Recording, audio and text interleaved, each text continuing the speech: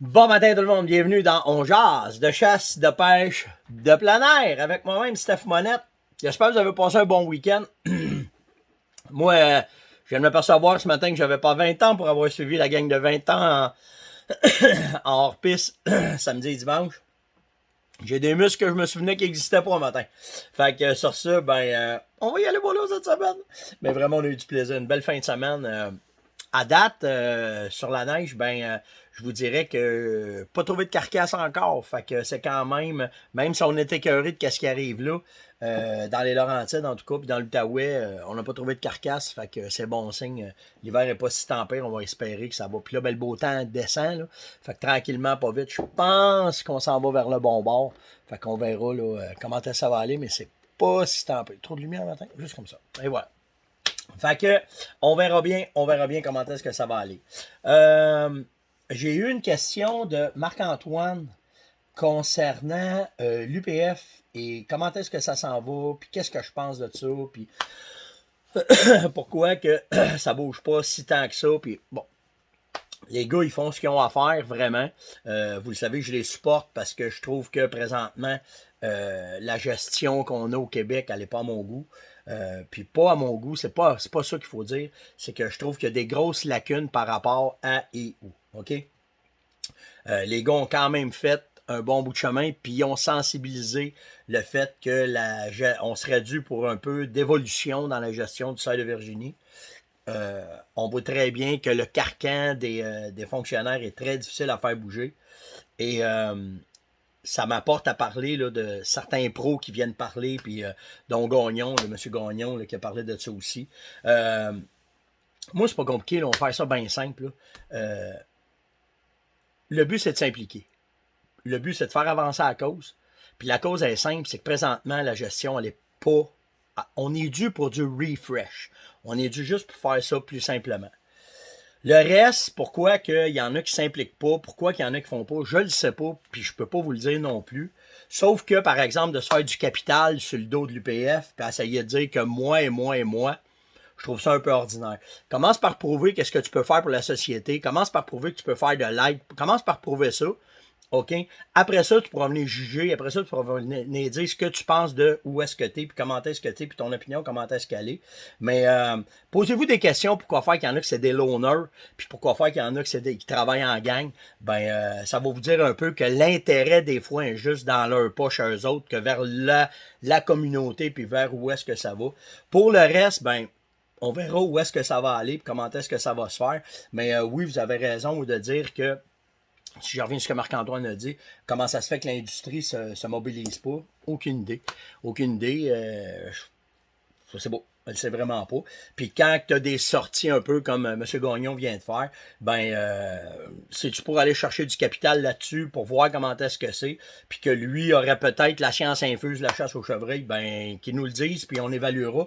Par contre, nous autres, notre gang, puis quand je parle de notre gang, c'est la communauté des chasseurs, il y en a une christie de gang qui sont pas contents comment est-ce que c'est, puis je pense que c'est juste vers ça, puis que si vous venez me dire, non, c'est pas tout le monde qui est comme ça, puis je vais vous faire un historique de la chasse, puis on s'en crisse d'historique de la chasse. Pour le moment, là, il y a des secteurs au Québec, il n'y a plus de chevreuil, il faudrait qu'il y ait une gestion plus pointue. C'est juste ça, point à la ligne.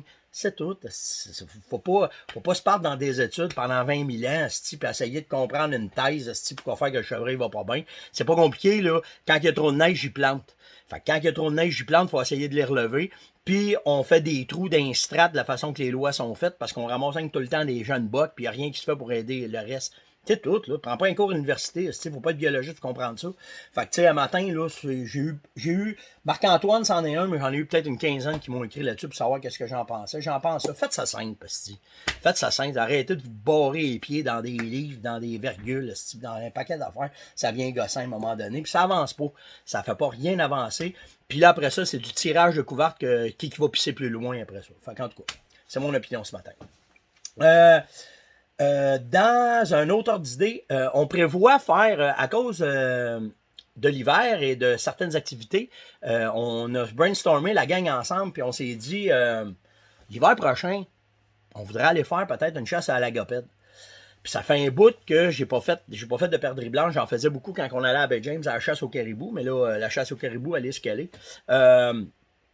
Comment est-ce que je ferais ça? Ben, j'aimerais savoir votre idée. La communauté est forte, la communauté est bonne.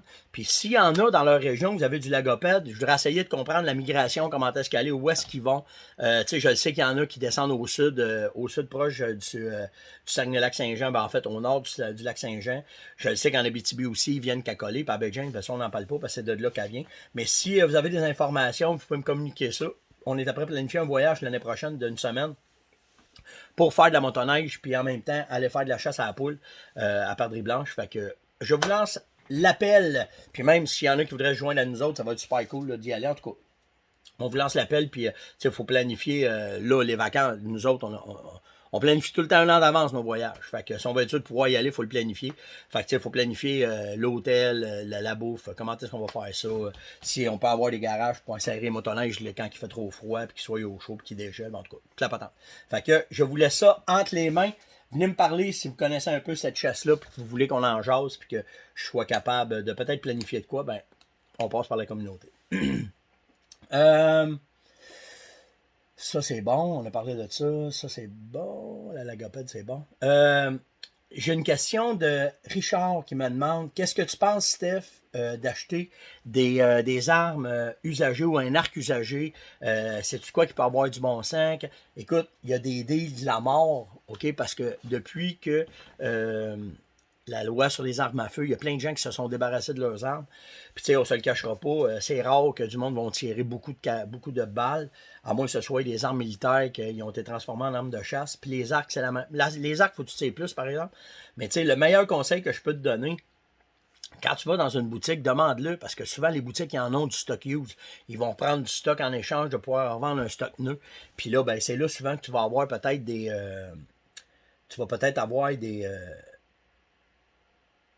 deals qui vont valoir la peine. Là, fait que de cette façon-là, ben, tu vas pouvoir voir, puis tu vas pouvoir peut-être trouver de quoi vraiment abordable pour pas grand-chose. Puis sans ça, ben souvent, c'est à travers les communautés, à travers les groupes privés que là, tu vas pouvoir poser des questions. Je me cherche ça, y a-t-il quelqu'un qui a ça? Tu sais, moi, j'ai cherché pour... je me cherchais une arme bien spécifique, là, puis j'ai fait quelques recherches, puis malheureusement, ça n'a pas fonctionné. Il n'y a pas personne qui en a. Mais peu importe, je pense que il y a des bons deals à faire, puis il y a de quoi de vraiment intéressant. Puis je pense que ça devient au même titre que les autos, puis les 4 roues, puis tout le kit qu'on n'est pas capable d'avoir. Fait qu'il y a un bon marché pour l'usager présentement. Fait que c'est un peu la façon que tu peux procéder, Richard, pour pouvoir. Mais oui, il y a de quoi de bon à faire là-dedans. Là. Puis si t'es pas certain, ben tu peux prendre l'arme, aller la porter chez un armurier, puis demander son conseil de ça. Hey, il y a eu tout toute une récolte, un poisson attrapé dans la rivière Magog. Nicolas Beauchemin a attrapé une truite arc-en-ciel. Il s'attendait pas à ça, le gars, vraiment pas. Il s'est installé au bout du pont, puis il s'est dit, bon, aujourd'hui, on va pêcher, la pêche est ouverte, elle n'est pas fermée encore, puis on va voir. Puis, tu sais, il faut comprendre que le Mamfré, c'est un lac qui est énormément ensemencé, autant du côté américain que du côté canadien. Et les affluents, les décharges, les charges aussi, les poissons se ramassent dedans. Fait que pas Richard, mais Nicolas est arrivé un matin, puis il a mis sa ligne à l'eau, et bang! Il a attrapé une méga truite arc-en-ciel de 10 livres et 3 quarts. C'est pas rien, hein? Puis vraiment un poisson magnifique. Alors, tu sais, des fois, ça me fait rire parce que, tu sais, ouais, mais vous autres, tu sais, vous empoignez du poisson, puis c'est facile, puis ce que j'aime de la chasse puis de la pêche, là, c'est que le meilleur des pêcheurs, avec le meilleur des bateaux, le meilleur de tout, là, va arriver au bout d'un lac, puis il va pogner zéro. Puis tu vas avoir un petit kid qui va arriver avec une canne en bambou, puis un bout de fil au bout d'un quai, puis il va pogner le record du monde. Puis la chasse, c'est la même affaire. C'est ça qui est d'intéressant. C'est sûr que on parle de beaucoup de prospection, d'aménagement, puis ça met ta chance de ton bord, puis tout le kit. Mais n'empêche que la chance du débutant est tout le temps là. Puis c'est vraiment le fun de voir ça. Fait que bravo à Nicolas pour la capture de ce méga poisson-là. Vraiment, vraiment nice. J'ai Jimmy qui m'a demandé la différence entre les chaudières puis les produits Concentrex puis les boîtes cadeaux. Les chaudières, c'est le produit pur, ok? C'est le premier produit qu'on a mis en vente de saline complète. Ok, c'est là, un matin. Je vais vous emmener ça, j'en ai une ici. C'est celle-là. Ok? Ça ici. Ok? Ça là-dedans, dans la chaudière, tu as tout ce qu'il faut pour pouvoir faire une saline complète. Puis c'est toute prête. OK? Tu rouvres les sacs, tu mets ça sur ta souche, tu mets ça sur tes places, puis ça finit là, puis la game est faite. Tu as ton jam, tu as tout ce qu'il faut là-dedans. Après ça, ben, on en est venu avec, pour les régions, pour les endroits qui n'ont pas les produits, on a pris tout ce qu'il y avait dans les chaudières, puis on l'a concentré. Donc, ça a donné ces petits sacs-là en concentré que tu vas prendre, puis que tu vas ajouter à 3 kg de sel à gibier.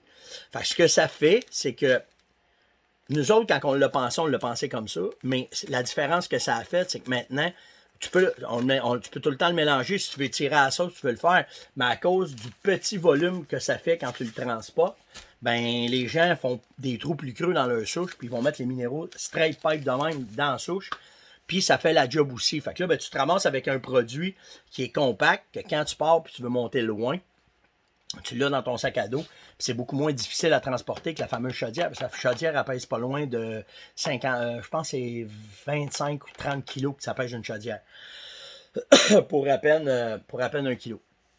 Puis à cause de ça, ben, on en est venu à développer des petits blocs aussi, de concentrer les blocs de minéraux, les blocs de Vitalmix, puis ça aussi pour le poids, pour le transport, pour faire une place, pour faire des micros à peau, pour faire des salines complètes, c'est le fun à transporter et avoir ça dans le bois. Tandis que les boîtes surprises, ben c'est nous autres, c'est une boîte surprise. C'est nous autres qui décidons ce qu'on met dedans. Fait que fiez-vous pas qu'une boîte surprise peut faire une saline complète.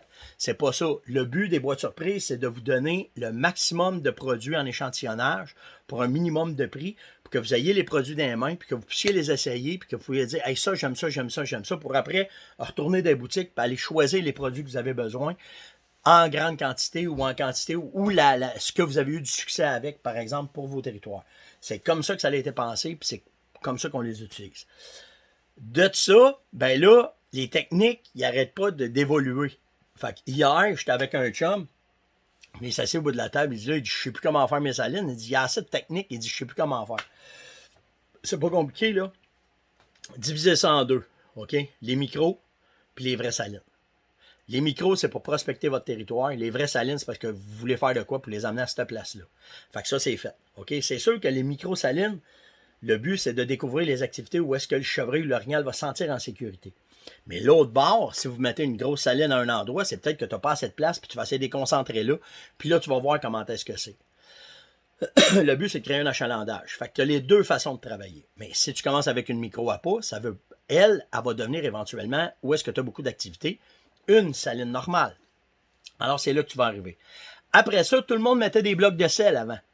Ben, ce qu'on a fait, c'est que par étude, par hasard, par protocole, par plein d'affaires, plein d'observations, on est arrivé à dire, ben, les blocs, maintenant, tu n'es plus obligé de les mettre. Tu n'es plus obligé de les mettre. La gang est arrivée un matin. Tu n'es plus obligé de les mettre sur un piquet de 4 pieds. On le sait que maintenant, si tu mets à 6-8 pieds sur un arbre, puis qu'en plus, tu rajoutes un meilleur minéraux qui est Vitalmix, mettons, par-dessus. Ouais. Les produits, matin. Que là, tu prends le poteau, puis que tu mets ton bloc au-dessus, puis que tu ajoutes, mettons, des suppléments de minéraux comme Vitalmix. Ben, ton sel, au lieu qu'il se ramasse directement à terre quand il pleut, ben, il va descendre sur ton poteau. Tout ton produit va descendre sur ton poteau. Si en plus tu mets des trous, vous avez vu, là, on a évolué là, la technique. Ça va descendre sur le poteau. Là, c'est le poteau qui devient l'attrait. Puis là, c'est là que ça donne les performances, comment est-ce que c'est, puis c'est ça. Puis après, ben là, on n'invente rien. On faisait ça il y a 25 ans. On arrive avec les vasières que tu peux faire au sol. Tu peux gratter le sol, tu peux mettre ça dans un trou de boîte. Puis l'avantage de ça aussi, c'est qu'en plus de leur donner des minéraux de plus qui sont mis d'un produit de vasière, ben le sol va leur en donner parce que les orignaux vont boire ça. Le chevreuil, c'est un autre game. On va vous en reparler plus tard d'un chevreuil. Il y a d'autres choses qui arrivent avec ça. Mais pour l'orignal, c'est de cette façon-là que ça doit être. Fait que, je pense que c'est simple à matin. On ne veut pas over it, mais d'y aller par déduction, puis d'y aller. Puis après, c'est juste une question d'évaluation. Comment est-ce que vous autres allez faire vos observations, puis comment est-ce que vos recettes vont fonctionner. Ça ne veut pas dire que les chaudières vont tout le temps être bonnes.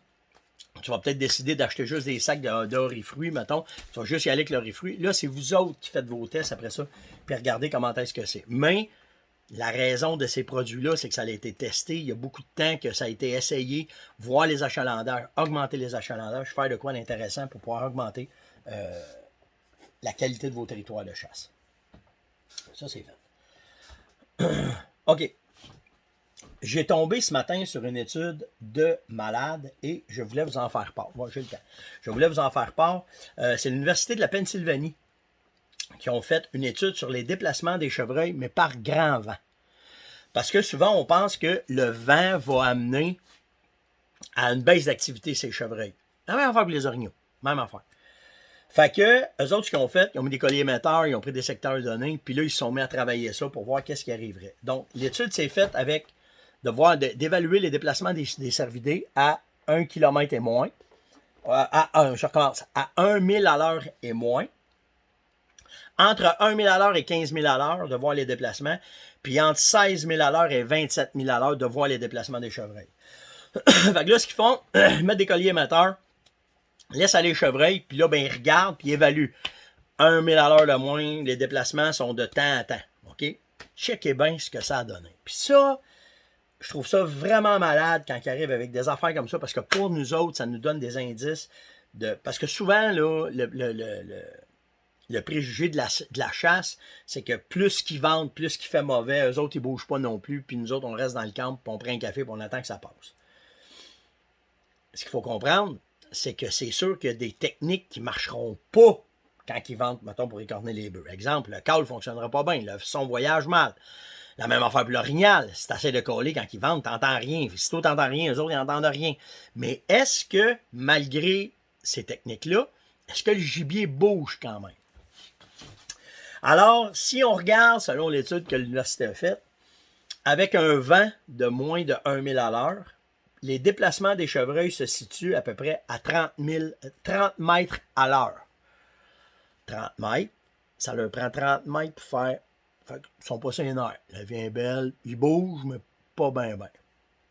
Si tu t'en vas de 1 à 15 000 à l'heure, ils bougent un peu plus. 35 mètres à l'heure qu'un chevreuil va couvrir quand il vente. Il vente, là, ça ne change pas sa vie bien, bien. Jusqu'à 15 000 à l'heure, ça ne change pas sa vie bien, bien. Mais quand tu tombes entre 16 et 27 000 à l'heure, ils vont doubler leur capacité de déplacement. Pas pire, hein? Moi, je pensais que ça aurait été l'inverse, qu'ils auraient arrêté de bouger. Ben non, ils vont faire jusqu'à 65 mètres à l'heure de déplacement à grand vent. Fait qu'en fin de compte, quand ils vendent beaucoup, de penser de rester dans le camp, c'est pas une bonne idée. Vraiment pas une bonne idée. Ça fait longtemps que je le sais parce que ça m'est arrivé à maintes reprises de récolter des chevreuils par mauvais temps. Puis là, je me disais, ben tabarouette, le vent, ça incite à rien, là, tu sais, là. Fait que, quand ça va être le temps que la chasse va arriver, c'est sûr qu'il faut que vous adaptiez votre technique. Tu peux faire de la chasse fine, parce que là, tu vas te frotter à lui, il t'entend pas, puis tu l'entends pas toi non plus. Fait que là, vous vous voyez tous les deux. C'est sûr que tu prendras pas le câble. Ils t'entendront pas, OK? Mais à part de ça, dans le bois, c'est dans le bois que ça se passe. Pense pas que c'est dans le camp, c'est dans le bois que ça se passe. Même si, après ça, par exemple, il y a une question de sécurité. Tu vas faire attention, tu sais, s'ils vendent de même, ben, être dans le bois, quand les branches tombent, les arbres tombent, là, ça peut être dangereux. Fait que là, il faut que tu vérifies. Je ne sais pas si vous avez déjà vu ça, mais moi, ça m'est arrivé 2 fois dans ma carrière d'être assis, de voir un arbre tomber à côté de moi parce que justement, il faisait pas beau. Puis une autre fois, en VTT, virer un VTT, avancer, puis l'arbre, poum, tomber tout de suite en arrière. Fait que quand ils vendent beaucoup, il faut quand même être logique de penser, y a-t-il un danger quelconque?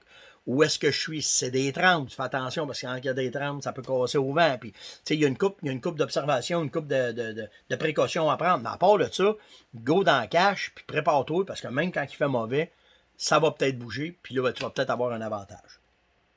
C'était l'Onjaz de ce matin. J'espère que vous avez apprécié.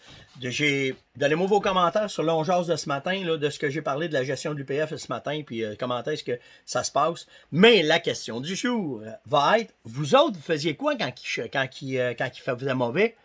Restiez-vous dans le camp ou bien vous partiez à la chasse? Parce qu'avec ce que je viens de vous dire là, plus sûr là, que tu vas rester dans le camp.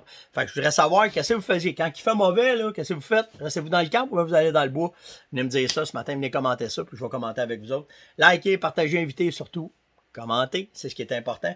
Puis nous autres, ben, on se voit demain. Ciao tout le monde.